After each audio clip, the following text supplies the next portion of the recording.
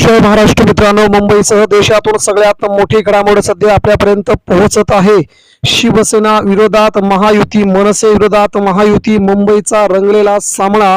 अखेर मुंबईची सत्ता कुणाच्या हाती जाणार याचा सगळ्यात मोठं उलगडलेलं कोडं अखेर आलं समोर। महायुतीला झटका बसतानाच ठाकरे बंधूंनीही मुंबई राखण्याचे प्रयत्न सुरू केले। मित्रांनो, काँग्रेसला किती मिळत आहे जागा, काँग्रेस कुणासोबत जाणार यासह घेतलेला सगळ्यात मोठा आढावा। मुंबई महानगरपालिका जाणार कुणाच्या ताब्यात, बघूया सविस्तर या घडीची मुंबईतील सगळ्यात मोठी घडामोड। मुंबई महानगरपालिकेत कुणाला मिळतात किती जागा, धक्कादायक आलेला सर्वे अखेर समोर। मित्रांनो, मुंबई महानगरपालिकेच्या निवडणुकीचा आजपासून प्रचाराचा धुरळा सुरू होतोय। सगळ्यांचे फॉर्म आता काही जणांनी माघार घेतले, काही जणांनी फॉर्म ठेवलेत। अशामध्येच मित्रांनो, महाराष्ट्राचं राजकारण सध्या ठाकरे बंधूंच्या पाठीमागे फिरणार का याकडे लक्ष असताना अजित पवारांची राष्ट्रवादी मात्र मुंबई महानगरपालिकेत सुबळावरती लढते। महायुतीने अजित पवारांना नाकारल्याच्या नंतर मुंबई महानगरपालिकेमध्ये अजित पवारांच्या राष्ट्रवादीला किती जागा मिळणार आणि सत्तेनंतर अजित पवारांची राष्ट्रवादी कुणासोबत जाणार हा सगळ्यात मोठा प्रश्न समोर होता। त्यामुळे आता बघूया अजित पवारांच्या राष्ट्रवादीला मुंबई महानगरपालिकेत एकंदरीत किती मिळतील जागा, किती होतील अजित पवारांचे नगरसेवक। मुंबई महानगरपालिकेत अजित पवारांच्या राष्ट्रवादीला 2 ते 5 जागी यश मिळताना दिसतंय। त्यानंतर मित्रांनो, पुढचा पक्ष येतोय काँग्रेस। काँग्रेस ही सध्या महाराष्ट्रामध्ये फुल फॉर्म मध्ये असल्याचं चित्र सध्या दिसतंय, कारण की नगरपालिका निवडणुकांमध्ये उद्धव ठाकरेंच्या शिवसेनेपेक्षा, राष्ट्रवादी शरद पवारांपेक्षा काँग्रेसला खूप मोठं चांगलं यश महाराष्ट्रात मिळाले होते। आणि यातच आता काँग्रेस मुंबई महानगरपालिकेत सोबळाचा नारा देते। या घडामोडींमुळे काँग्रेसला मुंबईत खूप मोठं चांगलं यश मिळू शकतंय। मुंबई महानगरपालिकेमध्ये काँग्रेसला चांगलं यश मिळण्याची शक्यता वर्तवली जाते। मात्र सत्ता आल्याच्या नंतर आता काँग्रेस सोबत जाणार, काँग्रेस ठाकरेंसोबत जाणार की वेगळी राहणार हा देखील महत्वाचा प्रश्न होता। परंतु महाविकास आघाडीमध्ये काँग्रेस असल्याकारणे काँग्रेस झुकतं माप ठाकरेंना देऊ शकते, ही या घडीची मुंबईतून सगळ्यात मोठी घडामोड। मुंबईत काँग्रेसला 21 ते 26 जागी यश मिळू शकते। यामुळे मुंबईत काँग्रेस किंग मेकरच्या भूमिकेमध्ये देखील राहू शकते। पुढचा पक्ष येतोय तो म्हणजे मनसे, महाराष्ट्र नवनिर्माण सेना। मनसे, जी मनसे सध्या मुंबईमध्ये उद्धव ठाकरे यांच्या सोबत आपली शेवटची लढाई, अंतिम लढाई आपल्या पक्षाची लढत आहे। जर इथे पराभव पत्करावा लागला तर मात्र मनसेला खूप मोठा धक्का महाराष्ट्रामध्ये सहन करावा लागेल। आणि या निवडणुकीमध्ये मनसे मात्र आपलं नशीब आजमावते ती ठाकरेंसोबत, उद्धव ठाकरेंसोबत। मुंबई महानगरपालिकेमध्ये दोन्ही ठाकरे बंधू एकत्र आल्यामुळे ही लढाई अतिशय अटीतटीची झाल्याचं चित्र मुंबईत दिसू लागलंय। यामुळे मित्रांनो, मुंबई महानगरपालिकेच्या या निवडणुकांमध्ये आता राज ठाकरेंना किती जागा मिळणार हा सगळ्यात मोठा विषय आहे। तर मनसेला, महाराष्ट्र नवनिर्माण सेनेला मुंबईत मिळतात 31 ते 36 जागा। यामुळे मनसे खूप सुसाट धावते। पुढचा पक्ष येतोय तो म्हणजे शरद पवारांची राष्ट्रवादी काँग्रेस पार्टी। शरद पवारांची राष्ट्रवादी काँग्रेस पार्टी मात्र सध्या उद्धव ठाकरे, राज ठाकरे दोन्ही बंधूंच्या समवेत मुंबई महानगरपालिका निवडणुका लढवण्याच्या तयारीमध्ये आहे। याचा फायदा नक्कीच शरद पवारांच्या पक्षाला देखील होऊ शकतोय आणि उद्धव ठाकरे यांच्या पक्षाला देखील मुंबईमध्ये शरद पवारांचं खूप मोठं यश शरद पवारांना मिळू शकतं, ही सगळ्यात मोठी बाब आहे। त्यामुळे शरद पवारांच्या राष्ट्रवादीला मग जागा मिळाल्याच्या नंतर ती कुणासोबत जाणार, महायुती सोबत की उद्धव ठाकरेंसोबत, हा देखील मोठा विषय आहे।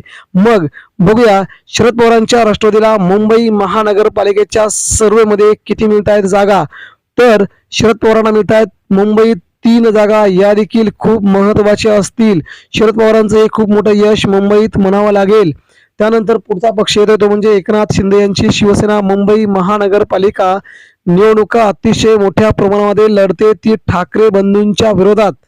उद्धव ठाकरे, राज ठाकरे यांच्या विरोधात शिंदेचे बहुतांश उमेदवार उभे आहेत। भाजपने मात्र आपले उमेदवार न देता शिंदेंना पुढे केलंय। यामुळे एकनाथ शिंदेंचा विजय होणार की ठाकरे बंधू जिंकणार, मुंबईमध्ये मराठी माणूस कोणाच्या पारड्यात आपलं मत टाकणार हा मोठा विषय होता। त्यामुळे आता नेमक्या एकनाथ शिंदेंच्या शिवसेनेला मुंबई महानगरपालिकेमध्ये चांगल्या जागा मिळाल्या तर मात्र सत्तेची दारं खुली राहतील. जर जागा चांगल्या नाही मिळाल्या तर मात्र सत्तेतून त्यांना देखील बाहेर पडावं लागेल. हा सगळ्यात मोठा प्रश्न आहे. त्यामुळे मुंबई महानगरपालिकेमध्ये सध्या सत्ताधारी पक्षांच्या विरोधात मनसेला खूप चांगलं यश मिळू शकतं.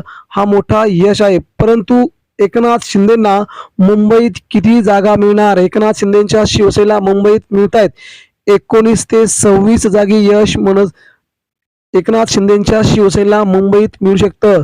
त्यानंतर पुढचा पक्ष येतो तो म्हणजे भाजपा, बीजेपी. भारतीय जनता पार्टीला मुंबई महानगरपालिका कोणत्याही स्थितीमध्ये हातात हवी आहे. मुंबई पालिका जिंकल्यानंतरच भाजप संपूर्ण महाराष्ट्र जिंकल्यासारखं त्यांना आठवेल.